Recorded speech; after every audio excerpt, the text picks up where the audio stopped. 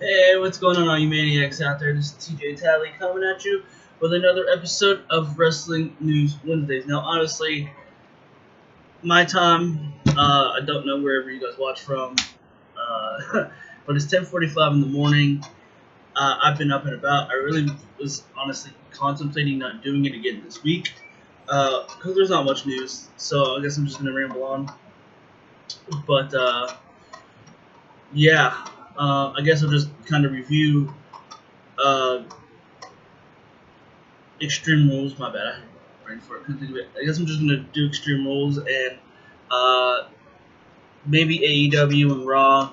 I haven't seen SmackDown yet. I was gonna watch it last night, but I live in the Youngstown Girard area. Well, people just say Youngstown, but if you know where Girard is, then you know whatever. But there was a festival going on. Me and my wife went there, so I completely missed SmackDown. I was gonna watch it last night, but my DVR on the PlayStation View was acting up or something was funky. So I'm gonna see if I can watch it here in a second, and if I can, great. If not, well then I guess I'm just not gonna be able to watch SmackDown from this week. But yeah, so today actually isn't gonna really be a news day, so I'm just gonna title it a review. Pretty much, we're just gonna talk a little bit about some things, but mainly it's gonna be a just a big review on everything, pretty much from Saturday on the Monday night. So Saturday was AEW's Fight for the Fallen. Now, a lot of people were like, "Oh, well, AEW's this and AEW's that." I don't like AEW. AEW's stupid. Look, I thought it was a good show. It wasn't solid. It wasn't awesome like Double or Nothing, or it wasn't, you know. I would put it in the same category with Fighter Fest. They were good shows, but they were like B shows, just the way they were. Now, All Out should be spectacular. I mean, it's going to cost money, but it should be spectacular, and I can't wait to see what goes on. There's some matches on the card I can't wait to see, like Moxley and Omega. I can't wait to see Hangman and Jericho for the AEW title. I can't wait to see the Lucha Bros and the Young Bucks again because they always tear the house down. That's going to be a ladder match. There's a few matches, but let's see where it goes. It looks like it might be Sean Spears or Ty Dillinger versus Cody. So we gotta see what happens. But uh, as far as AEW goes, I do believe that Fight for the Fallen wasn't a bad show. It was good. Uh, could have been better, but like I said, it's like a B show, so that's how they're gonna treat it as. I guess as they're starting to break in and everything else. But I can't wait for All Out. I can't wait for the the TV show coming supposedly in October, the same week that SmackDown's moving to Fox on Friday nights. So the way it's looking is you'll have Monday Night Raw. Tuesday you'll have nothing anymore. So you'll just have to watch whatever on Tuesday, and then Wednesday AEW. If you want to watch AEW, get familiar with that. That looks like from 8 to 10 is when that show's going to be. Then you also have NXT and NXT UK on that same day at 3 and 8 respectively. But you can always go back and watch NXT, so that's probably what I'll end up doing. Uh, let's see, and then Friday you'll have SmackDown. And then if you're like a really, really, really big wrestling head, you'll watch MLW, which is Major League Wrestling. PlayStation View, honestly, well, that's what I have for cable, but they just got BN Sports. BN Sports, yeah, BEIN Sports. So they just got that channel. Super, super excited. I can actually watch it now, so that's another wrestling show that is on my list. I did watch the one episode from this past week. I think it airs on Saturday nights.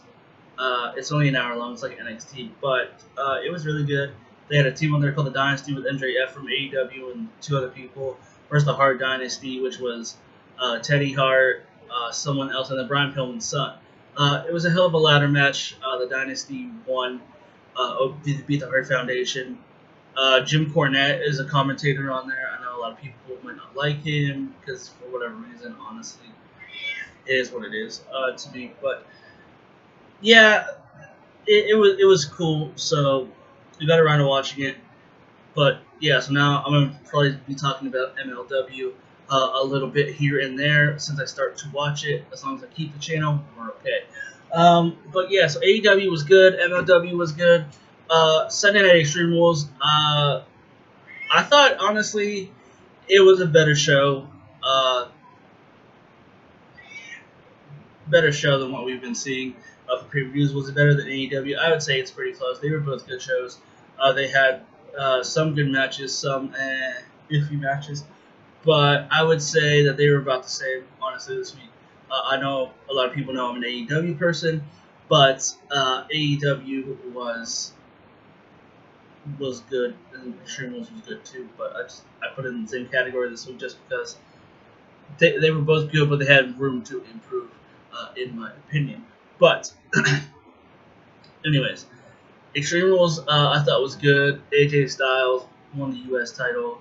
Shinsuke won the Intercontinental Championship because Finn's supposed to go on a 2-month hiatus or a sabbatical to kind of rest up, and at least that's the rumors, rest up and recharge his battery from being on the road and stuff, which is good. And I'll get more into Finn here in a second because of what happened Monday, which I'm super excited about. But yeah, so he lost. Gulak won, kept his belt.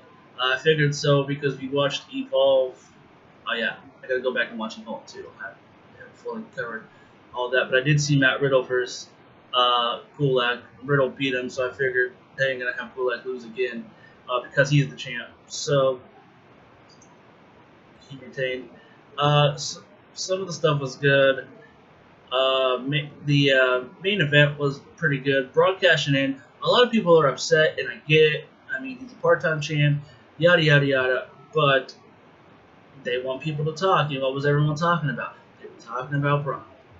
That's what they were talking about. Strike pretty buzz, and everyone falls right into the trap every time. Oh well, this person and this person and this.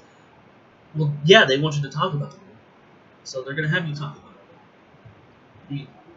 That's the way it goes. But yeah, he won. He defeated Seth Rollins. He's the Universal Champion. Seth gets his rematch at SummerSlam. Honestly, I do like Seth and I do like Brock, but honestly, this rivalry is just played out. Honestly, in my opinion, I don't want to see another match between the two. I would have loved to see Cesaro or Joe or somebody else. But Seth Rollins is in. I'm not going to complain about it. We're just going to hope that it's a good match. But yeah, that's that. And then Monday on Raw, it was the only thing they really talked about was Bray Wyatt returning, and he beat up Finn Balor. Now, I hope they do Demon Finn versus the Fiend or Bray Wyatt. Honestly, I was so excited. I was waiting for Bray Wyatt to return. That was probably the best part and probably the most perfect part about Raw. Everything else was kind of and I'll get into that women's match here in a second. But Bray Wyatt coming back was just perfect. They turned up the lights. Finn's music just kind of faded out in this weird scary type deal. And then Bray Wyatt came out, gave him Sister Abigail. Then the way they flickered the lights and Bray Wyatt's contacts and everything, man, that was scary as hell. It really was. Honestly, that would give me nightmares if that was in a horror movie. It really would. I'm just saying. But yeah, so I was happy Bray Wyatt came back. Looks like they're gonna do Finn versus Bray or the Fiend at SummerSlam. Hopefully,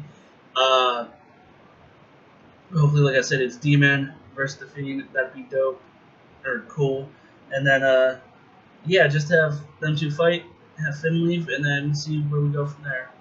And I'm excited about that. The last thing I wanted to address real quick is the women's match. Now, I was hoping we'd get something fresh. I mean, Alexa Bliss just got off of the 2 pay-per-view or the last 2 months or 2 weeks or whatever it was, fighting Bayley, even with Nikki Cross got involved in Extreme Rules, and they lost. But I was hoping for something fresh, and they gave it to us. We get Natalya versus Becky Lynch in Canada, in Natalya's home country. I'm super excited for this if done right. A lot of people were saying, oh, this match was awful, this and that. Did it go a little longer than it probably could have? Maybe. But I don't think it was an awful match to deserve that. I know they want reactions and stuff, but I don't think they deserved it. This is awful, honestly. I thought it was an okay match. It wasn't like a 5-star match. It was probably like a 2.5 star match. But everything just kind of looked it was running slow. And that's not on them. I mean, I get they want to be safe and stuff. That's not on them. I don't fault them for that, but I don't think this deserved it. This is awful, Shane. I thought it was an okay match. Not that this is not an awful match, but it is what it is.